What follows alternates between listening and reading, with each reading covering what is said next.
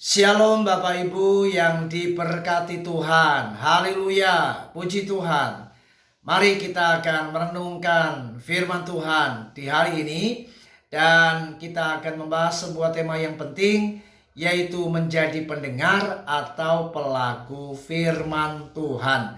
Mari kita akan membaca di dalam Matius pasal yang ke-7 ayat 24 sampai 27. Setiap orang yang mendengar perkataanku ini dan melakukannya, ia sama dengan orang yang bijaksana yang mendirikan rumahnya di atas batu. Kemudian turunlah hujan dan datanglah banjir, lalu angin melanda rumah itu, tetapi rumah itu tidak rubuh sebab didirikan di atas batu. Tetapi setiap orang yang mendengar perkataanku ini dan tidak melakukannya, ia sama dengan orang yang bodoh yang mendirikan rumahnya di atas pasir. Kemudian turunlah hujan dan datanglah banjir, lalu angin melanda rumah itu sehingga rubuhlah rumah itu dan hebatlah kerusakannya. Saudara, ayat-ayat ini merupakan bagian daripada khotbah Yesus pada waktu itu yang lebih dikenal dengan khotbah di bukit. Dan pengajaran Yesus di dalam ayat-ayat ini merupakan pengajaran yang sangat penting, yang sangat luar biasa. Dan ini menjadi penekanan Yesus terhadap kita yang mendengar firman Tuhan di hari ini. Oleh sebab itu Yesus lebih mengutamakan bagaimana sebenarnya di dalam kekristenan itu bukan menjadi pendengar, tetapi jadilah pelaku firman Tuhan. Oleh sebab itu Tuhan tidaklah heran. Ia sebelum menyampaikan di dalam Matius pasal yang ke-7 ayat 24 sampai 27, Anda perhatikan di dalam Matius pasal yang ke-7 ayat 15 sampai ayat yang ke-20, Yesus mengajar tentang apa yang namanya orang-orang yang menjadi pengajar sesat. Yesus mengulas tentang apa yang namanya waspadalah terhadap nabi-nabi palsu. Mengapa Yesus menyampaikan hal ini? Karena Tuhan melihat banyak orang-orang begitu kagum dengan orang-orang yang kelihatan mereka adalah orang-orang yang secara rohani dipakai Tuhan dan luar biasa.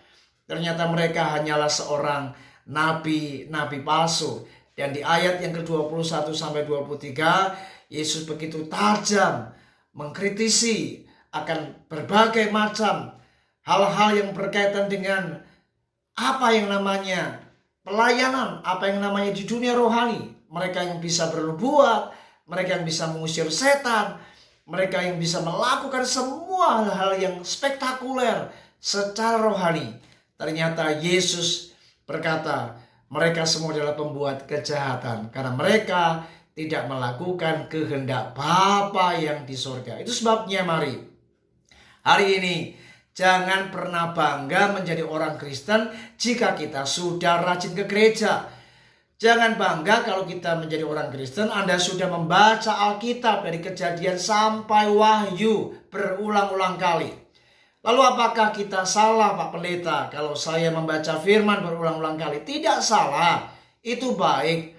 Anda boleh membaca firman dan itu memang wajib, di mana kita harus membaca firman Tuhan. Tetapi yang Tuhan inginkan bukan hanya menjadi pendengar, tapi jadilah engkau pelaku firman Tuhan. Karena orang yang hanya mendengar tapi tidak melakukan, itu sama seperti orang yang bodoh. Karena orang yang bodoh itu membangun rumahnya di atas pasir.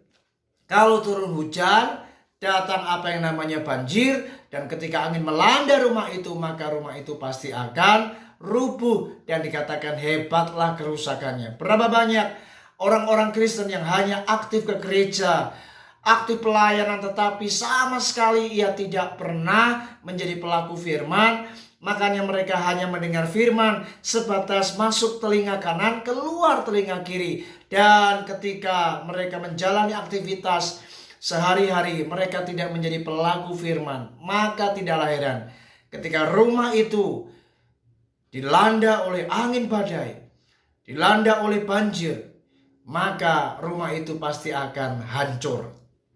Tetapi beda dengan orang-orang yang menjadi pendengar lalu mereka melakukannya.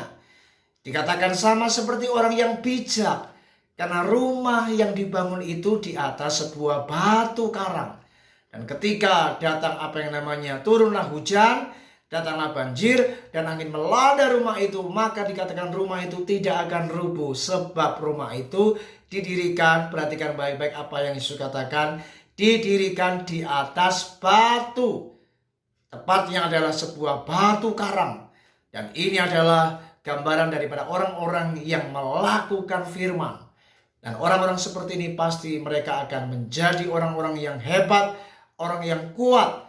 Sebab mereka adalah orang-orang yang melakukan firman. Oleh sebab itu mari Bapak Ibu Saudara, jadilah orang-orang Kristen yang melakukan firman.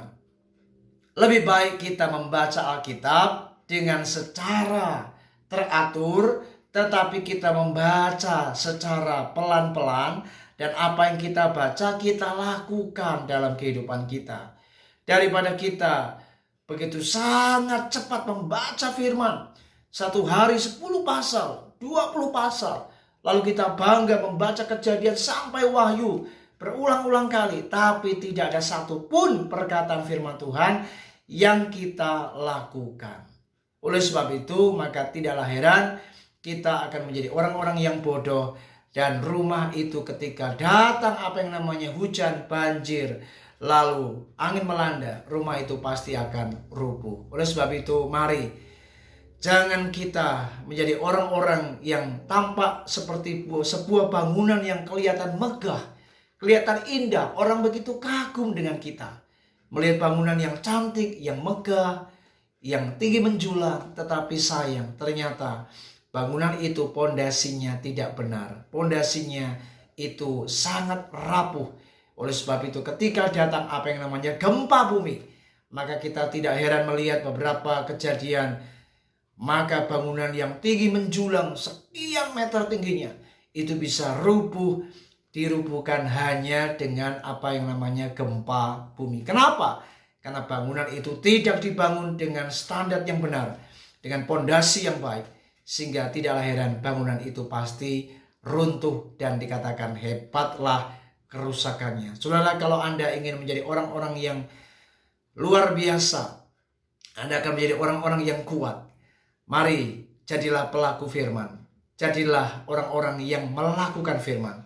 Dan jangan menjadi orang-orang yang hanya menjadi pendengar firman Tuhan. Kiranya renungan ini menyadarkan kita. Mari jadilah orang-orang Kristen yang praktek firman Tuhan. Jangan hanya puas menjadi pendengar firman Tuhan.